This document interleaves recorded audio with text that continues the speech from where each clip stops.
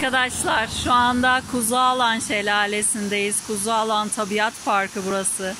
Böyle bir güzellik olamaz. İnsanı kendisine mest ediyor gerçekten. Harika.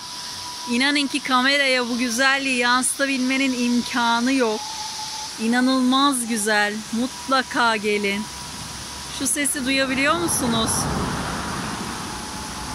İnanılmaz güzel bir şelale. Bakın ta yukarıdan başlıyor. Aşağıya kadar ve bakın aktığı ve döküldüğü yer de inanılmaz güzel.